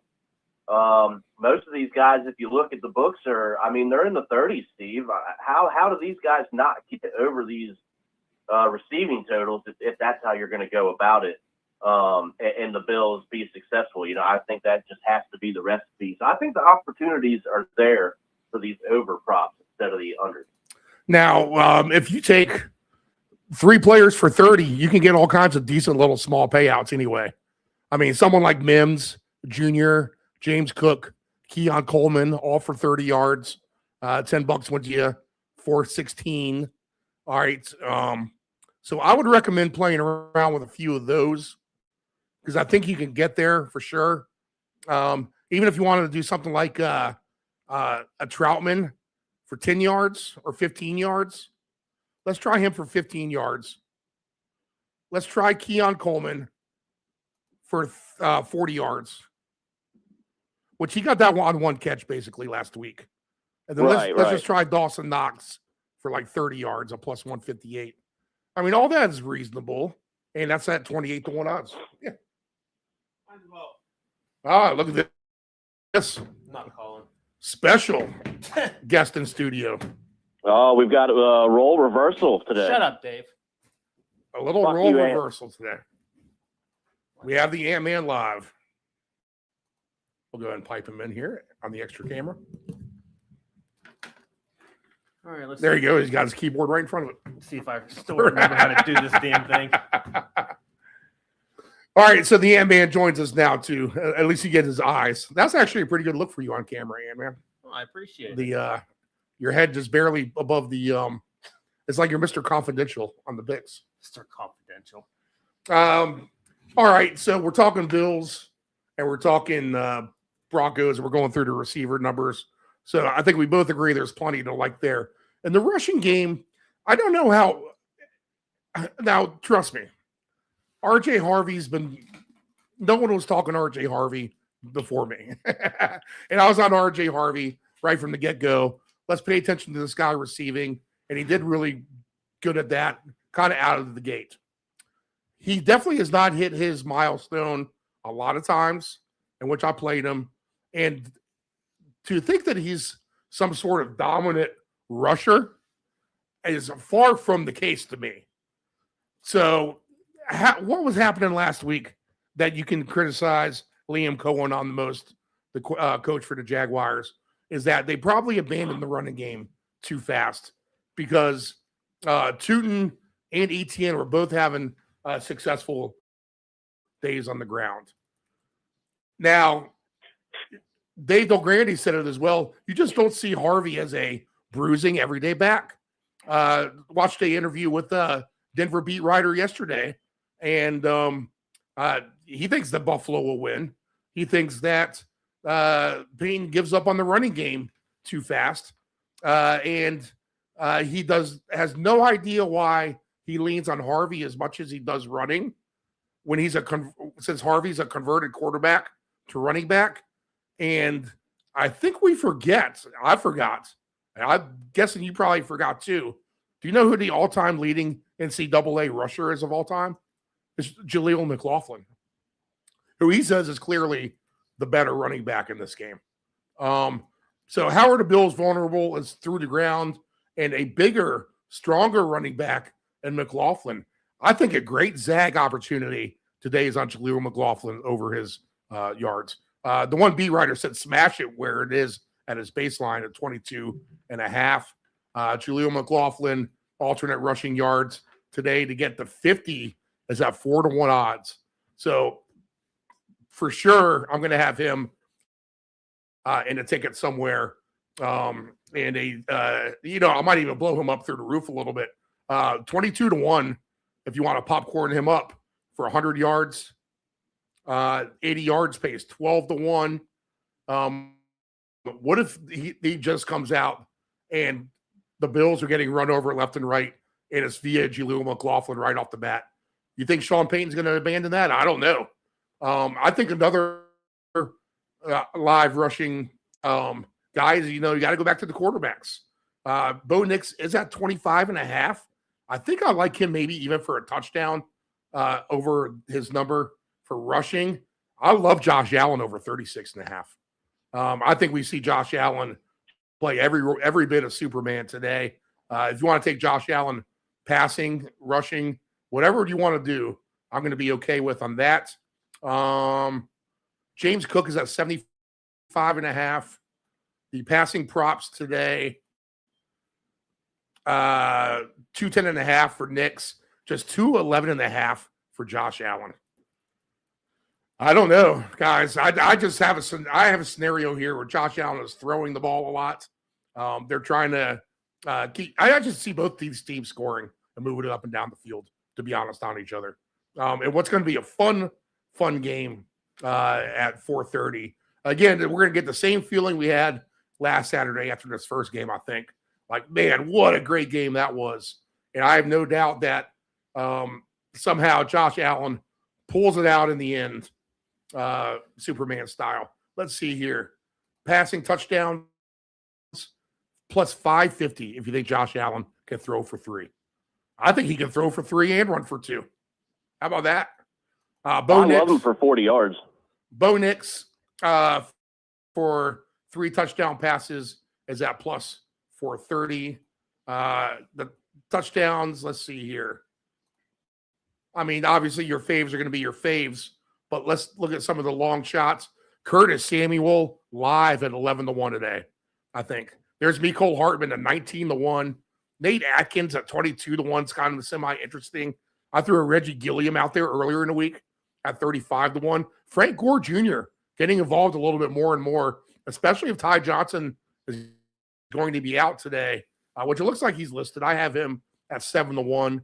Ray Davis 7-1. but Frank Gore Jr. is at 35-1. Mims, remember he returns punts, so he's always very viable for this, plus 650 for him. How about my man Jaleel McLaughlin, who I just mentioned, plus 550 for a touchdown today? Wow, I like that better. I like that better than Nix and Harvey, to be honest. Cooks is 5-1. Dawson Knox plus 450. Good number for Dawson Knox today. Anthony loves the first touchdown for Knox. Always 22-1 for that. Evan Ingram, he's disappeared, plus 390 for him. Troy Franklin, paying good, plus 380. Dalton Kincaid, you're getting 3-1 on today for a touchdown. Pat Bryant, 3-1. Shakir's plus 260. He's been undeniable with the targets to him. James Cook plus 105. Josh Allen minus 120. I'm wondering if I'm going to go back to the bet straight up for Josh Allen for 2. I got a no-risk token. I got 2 of them. I got one for 250 and one for 100. Don't know if I want to spend 350 on no-risk bets today or have the capability to. But a piece of me is considering plus 550 for Josh Allen for 2 touchdowns today. I got some sneaky guys for 2 touchdowns today, by the way. Allen, the most likely here for me. How about Jaleel McLaughlin today? 75-1 for 2 touchdowns. Want to do a little Jaleel McLaughlin, Josh Allen parlay for 2 touchdowns? $10 wins you $3,900. All right, Anthony. I'm with the Bills and the over. Nephew Dave gave his thoughts. What are you thinking? Well, I'm all for Buffalo. It's interesting you bring up, what's his name? Curtis Samuel? Yep. So it sucks because the only thing we can compare to is from last year when the Bills won 31-7. Guess who scored for Buffalo? Curtis Samuel. 3 for 68 in a score. And guess who also scored for Denver? Troy Franklin. The other thing you got to remember as well, and Franklin got that long bomb in the first play of that game, if you remember that as well. What you got to remember, too, with Curtis Samuel is he has that relationship with the Buffalo coach going back to the Carolina days. So that is his guy, the offensive coordinator. Now that he's lost his 2 other receivers, kind of slim pickings out there. Yeah. And I mean, there is favoritism there. There's no favoritism to Curtis Samuel. Curtis Samuel and Jaleel McLaughlin for 2 touchdowns today. Let's see.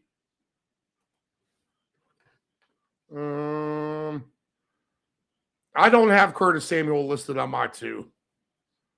But let's look at 1 touchdown for each of those guys. Let's just see what that pays.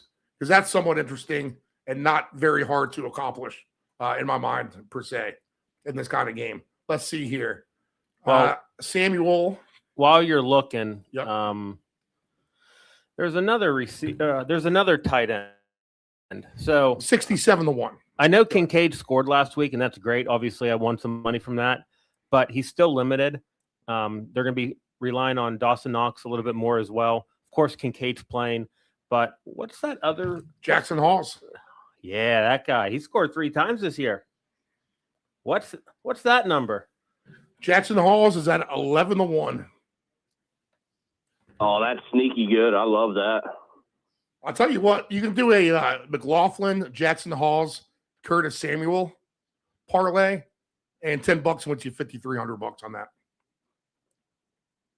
Nice. I think that's worth at least $3 to win $1,500. If your confidence isn't, there's $10 missing out of your account. You don't miss as many 3s missing out of your account, Right. And for a low hanger number, that's an interesting play. If there's points to be had, I definitely would mix in some of these longer shots for sure. Your guy, little Jordan Humphrey, 8-1, Anthony. Little Jordan Humphrey. Wait, Elijah Moore plays for them? Elijah Moore, yep, 8-1. Where the hell did he come from? Probably been hurt, and here he is. All of a sudden, you realize he's back. So, Dave, official plays here for you? Yeah, I went with Knox and Sutton anytime touchdowns today. I got a couple more things going with some yardage. I got Allen for 40 and a score. and a couple guys for receptions. But my top play would probably be the combo of Knox and Sutton. Receptions has definitely been a sneaky angle. It's amazing how you need 3 or 4 guys for 2 catches and you come nowhere close. It literally is amazing. So let's take a look at a couple of those real quick on some of these low hanger guys. Like Troutman for 2 catches is plus 194. Mims for 3 catches plus 230. Coleman for 3 catches plus 194. Harvey for 4 is plus money, plus 148 if you do think he's the scat back. You mentioned Dawson Knox. 4 catches for Dawson Knox plus 320. 5 catches is 7-1. That's an attractive number. James Cook 3-1 for 4 catches himself. Let's see. Shakir's going to be up there. 7 catches plus 154. He had that in the first half last week. Dave mentioned Sutton. 6 catches for him plus 225. You think he's an automatic for 6 catches every game, but he hasn't been.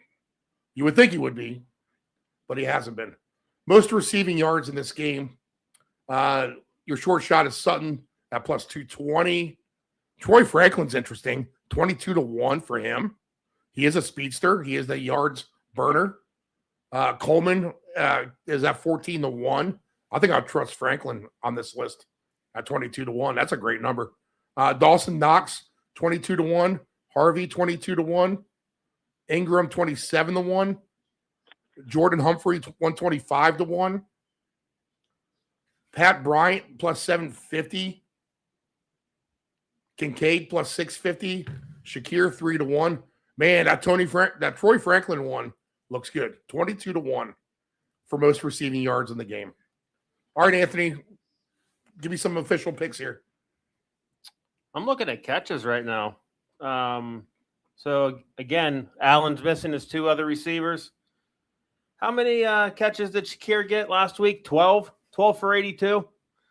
I'm looking at that number at least at 8 at plus 270. So Sutton last year against the Bills, he caught 5 for 75. Sign me up for at least, I don't know. I mean, would you want to do 7? Would you want to do 6? I mean, obviously, the higher you get, the tighter that vice. It gets a little it gets a little tricky. James Cook had 2 catches last week, but that game last year, obviously, James Cook had no reason to get in the passing game, so he didn't get any catches. His plus number starts at 3. Let's see. Who can we throw in here? Who can do this? So if I'm doing a Shakir for 8 and a Sutton for 6, who is the other remaining guy that I can just throw in for a couple $100? Who can it be? Brandon Cooks? Sure, you know what, the hell with it. Brandon Cooks for 4. You know what? I mean, he emerged last week kind of out of nowhere. Who's to say that just isn't the trend here at the end of the season, right? Brandon Cooks always finds his way in the playoffs. Whether it be for the Rams, the Patriots, the Saints, whoever. Now he's on the Bills. All right, is this a full green light type of game for you, Anthony? I sure in the hell hope so, because in my little fantasy league, I'm rocking all the Bills. Dave, you going under or over?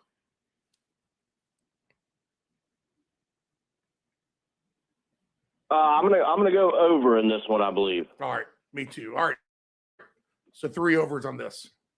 All right, I got here's the deal. Back in the summertime, Kyle Juszczyk was cut by the 49ers. Basically, George Kittles went to ownership and said, you get him back on this team right now or I'm retiring. And the Niners immediately picked up the phone and re-signed Juszczyk. I could easily say, and last week's game showed it as well, but even for the winning streak that the Niners have had during the regular season, their biggest X factor has been Juszczyk. I mean, it comes through his blocking. It comes through his timely receiving. You're wondering, as we've been talking Tungus all week, and I've heard someone else say this as well, so I'm glad they're astute to it. Who's to say that it is Tungus and Kyle Juszczyk just doesn't fill that void a little bit more than we're thinking, you know? Because he's been the dependable type of superstar. He's been a cult classic. He does have one game with 2 touchdowns. He has one game with 7 receptions, 3 other games with 6 receptions. Listen to some of these numbers on Kyle Juszczyk, and then we'll break down everyone else. But there's a part of me who wants to do the $250 risk-free bet on Kyle Juszczyk today to score 2 touchdowns. His odds for that are at, well, they dropped him off the board now. Can he jump back on this board? And I'll be mad if I miss this. But they were 200.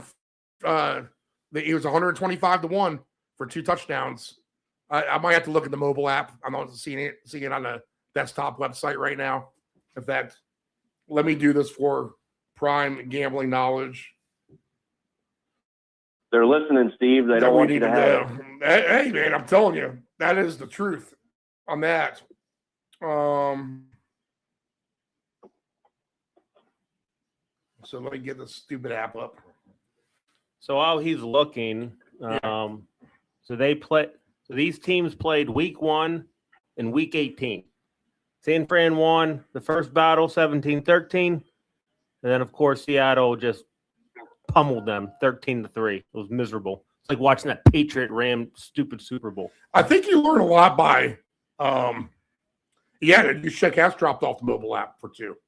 Damn them. They are listening. So in week 1, Juszczyk got 2 catches for 32 yards. Week 18, I don't think anyone did anything. But there was Kittle. There was Kittle. Now there is no Kittle. Now we got Tungus.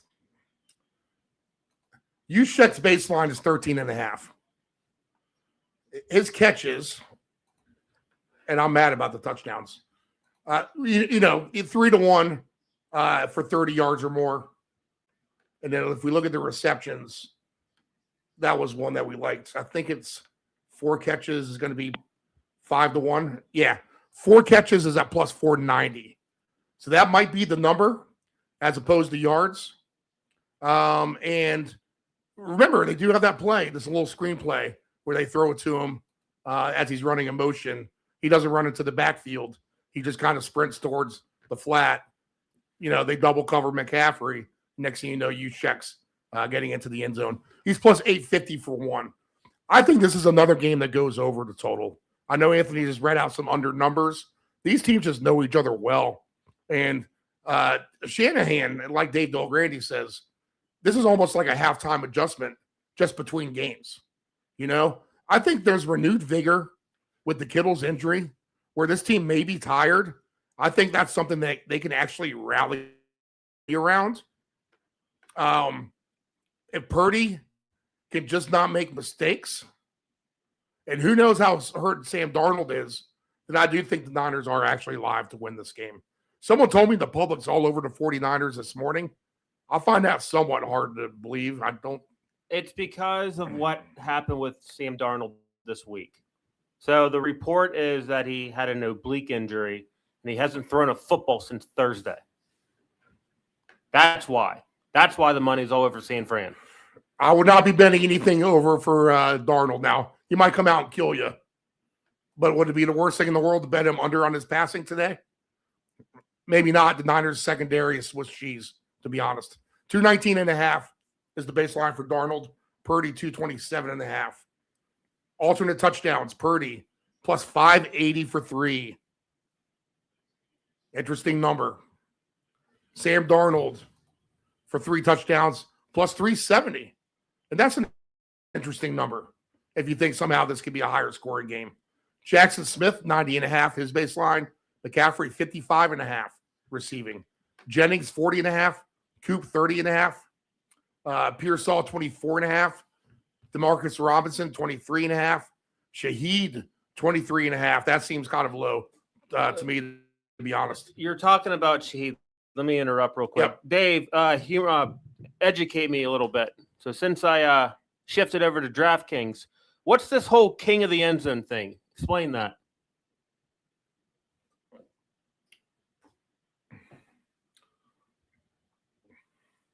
All right, do what? I'm sorry. I'm like, are you pulling to me right now? Yeah, he's paddling to me. It's me. Yep. You better be working on that damn smoker right now. That's your only excuse. That's what I was doing. All I was right, getting my liquid prep. All right, you get a pass before the PM. Explain the king of the end zone in DraftKings. So on DraftKings, it's a promo where you pick a anytime touchdown score. You can only pick one, but if they have the longest touchdown of the day, you split. I think today is $3 million in bonus bets. And tell me what you did. Tell me what you did again. I know I wasn't on the call on Sunday, but tell me what you did on Saturday. Who'd you pick?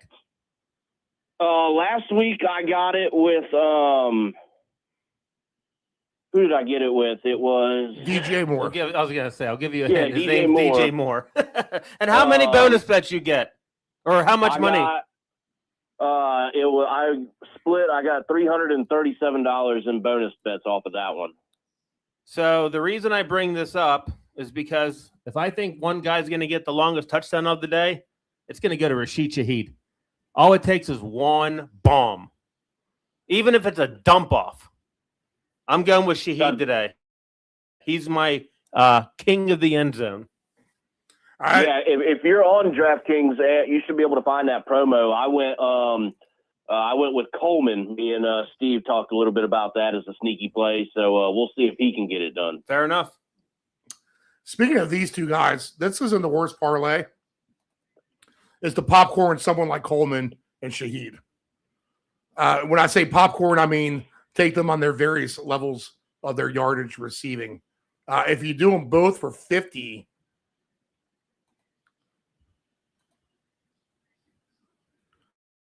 plus 2150. So $50 would win you 1,075 on Shaheed and Coleman for 50 yards each. Interesting. Yeah. Let's see here. So go ahead. One thing I was building right now, you're talking about youth check with that plus 490 for 4. I'm gonna water it just to go back to 3. But one thing that's interesting is Kenneth Walker plus 390 for 4. So week 18, what do you get? You just got to be ready to split the time with Charbonnet. That's all. Well, no. That's the thing is Walker does all the work, and then Charbonnet's the red zone guy. Walker got 4 catches week 18, and week 1 he got 3. I will take plus 390 for 4. So the one thing that I've been building right now is Walker for 4, use check for 3. And is Pearsall officially active? I know he's on the board. Has he been is he active? I guess he's still questionable, but he is on the board. The hell with it. That just gives me more reason to take Demarcus Robinson. Give me him for 5 catches, and then just throw JSN for 6. Right now I have 10 that pays 13. You interested in that one? Yeah, I love it.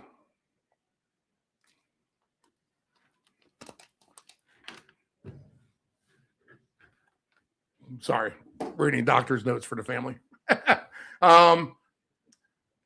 Guys, I mean, I think. Do you think this is a higher? We had seen the under last time.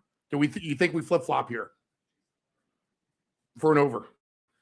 Because of Darnold's injury, I'm concerned that it's going to be an under. But when you're playing against Kyle Shanahan, I mean, somehow he always finds a way to make this game competitive. And that's why all that money's on San Fran. I'm shocked that the line has shifted only from 7.5 to 7. It's insane. I get it. I'm still taking Seattle to win. I hope they win. But what's that number right now? 40 what? 44.5. In Seattle.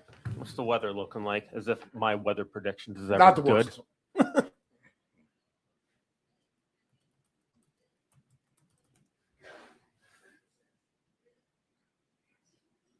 Well, internet's not working. It doesn't matter. It's probably going to be. It'll probably be misty. It'll probably be somewhat rain. Seattle still got a great home field advantage. They're going to run the ball a boat ton. That's why Darnold's number is so high right now. Hell with it. I'll take the AJ Barner alt line right now. Barner is another guy I like. I mean, I'm just like, Dave, you said something to us off the air. You're having a hard time finding some unders today, and I can see why, to be honest. This could be it. Now, look, guys, I think it was last year they said that every divisional game went under the total. So don't be afraid to play 4 unders for your totals just for an emergency backup ticket. That almost paid off for me last week on playing alternate overs. In fact, I think you play all the overs on one ticket. I think you play all the unders on one ticket. I think you play all the underdogs on a ticket. I think you play all the favorites on a ticket, to be honest. Because sometimes the same trend will repeat itself, and that's how the bettor kind of falls on their face. All right, if this game didn't go over, I'll bet the next game over because that's due. Okay, I'll bet the next game over. All right, let's put it all on one last over. And next thing you know, they all go under and you get clobbered. So that just know that kind of thing can happen. And the under is a bet that you're winning before it even starts. And until you actually lose the bet, you are actually winning any under bet that you place. All right, 2 touchdowns is interesting to me today, for sure. I'm a little rattled now, too, that we don't have use check up on the board for 2. I'm hoping he shows back up. Keep an eye on that. If you see it, let me know. Is he back on now? No, he's not. I mean, if Eric Saubert is on there, Kyle Juszczyk should be on this list. Let's be honest. But our man DeMarcus Robinson, not the worst at 45-1. Even someone like Pearsall is 40-1. Tungus is 30-1. 35-1 for Cooper Kupp. Shaheed 35-1. And he runs back punts. That's what's attractive. Like we talked about Mims. That's why Shaheed's attractive too. Jennings 25-1. Barner 13-1. Walker 10-1. Charbonnet is the goal line back plus 650 for him. McCaffrey. I mean, don't you see him getting 2 maybe? I mean, fair. You got to do a McCaffrey and Josh Allen, I think, together, honestly, today. That's the most logical, common sense one. If you want to do Jackson Smith and McCaffrey, that's 32-1. That might be the better way to do it. Or maybe just round robin all that with Allen, with McCaffrey, and Jackson Smith. Allen and McCaffrey is 41-1. Allen and Jackson Smith together is at 7-1 and plus 550 together, 51-1. So that's a little fun $50 round robin if you want to do that. I could see in a world all 3 of those guys easily getting 2 touchdowns. Who were your 4? Just 3 guys: Allen, Jackson Smith, and McCaffrey. Interesting. I'm wondering if this could be the James Cook game. Absolutely could be. I was wondering that as well, Ant. Because you look again, Allen's gonna have. He doesn't even have. He better have Superman underneath that jersey, and he should just take it off the second. The second we see 1459, he should just take it off. Because they're going to need everything they can do against this damn stupid Denver team. But they're going to need to utilize Cook, and again, that's why I like Cook. We saw who got the ball. Well, they give it to him till he gets to the 1, and then it's Allen. Oh, 100%. So we shall see. But I'm still taking Allen, Cook, JSN, and McCaffrey. I'm throwing $10 on the 2s right now. 10 wins 560. It's a $40 bet. I'm content with it. I'm going to just throw 5 on the 4s just in case. So it's a $45 bet. Yeah. Oh, yeah. Yeah. All right. There you go. All right. 49ers squeak it out an upset for me. And they'll probably run out of traction next week. But I think this is going to be some sort of rallying cry upset, almost like Buffalo will do today. The odds are stacked against them with these two home teams. I mean, this should be an easy money line winner, you would think, with Seattle on the money line, parlayed to the Broncos on the money line. Just take the two home team, number one seeds overall. I'll call for the upsets. I'll take a shot here.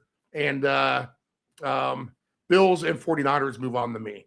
Official picks for you, Anthony? Anything else?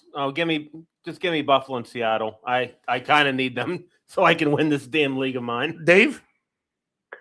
Steve, I'm going to agree with you. I think they get it done narrowly this evening, and then they run out of gas next week for that championship game. But I do like the Niners to squeak it out, and believe it or not, I like the Bills to get it done as well in Denver. All right, I'll also add on Josh Allen rushing props for me. Josh Allen for 2.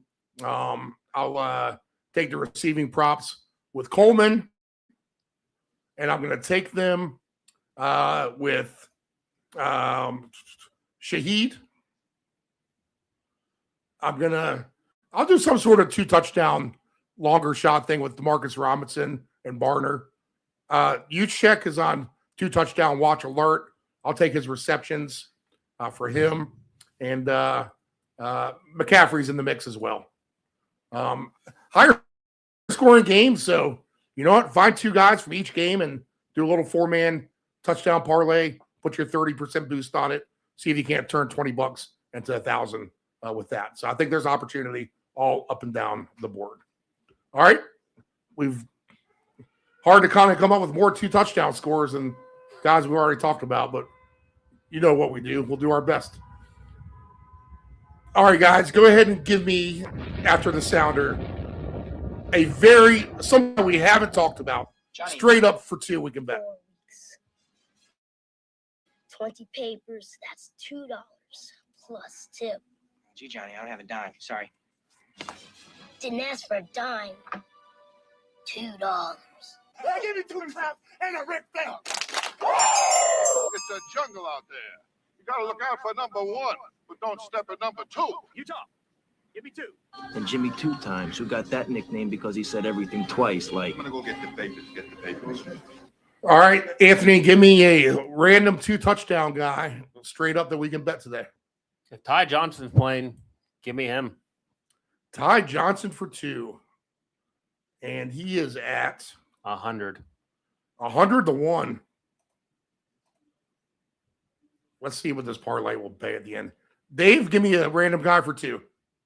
All right, I'm going to go a little bit more conservative in Juwan Jennings at 20 to 1. He likes him. Purdy likes Jennings. There's no denying that. 25 to 1 is what I see. Those 2 together, Ty Johnson and Juwan Jennings, $10 wins you $26,000. And I will give you, you pick the Niner, Dave. Anthony, you pick the Bill. I'll go ahead and make this interesting. And I'll go ahead. I mentioned him earlier. How does Cortland Sutton not show up maybe in a game like today, right? If the Broncos win, Cortland Sutton at 17 to 1 odds has to show up. So Ty Johnson, Cortland Sutton, Juwan Jennings, $10 wins you $140,000 today. It's interesting because you bring up Sutton. I'm pairing Sutton with Tungus. Oh, there you go. Yeah, have some fun with that. Good. 10 for 55. All right, 10 for 5,500 there. And if we need to do some sort of crazy mix of a round robin here, now you need to plug these guys in for 3-game parlays individually. But the one team that we're missing right now is a Seahawk. Then let's go ahead and just throw Jackson Smith on this ticket as well. Since he's kind of a default guy. If you want someone else has anyone else. If you want to throw him, or honestly, Charbonnet's been the goal line guy. Yeah, there you go. Yeah, I had Charbonnet for any time. So, yeah, if you like him for 1, get him for 2. Because if you mix Charbonnet and Ty Johnson that's a big payout. If you mix Cortland Sutton and Charbonnet, that's a nice payout.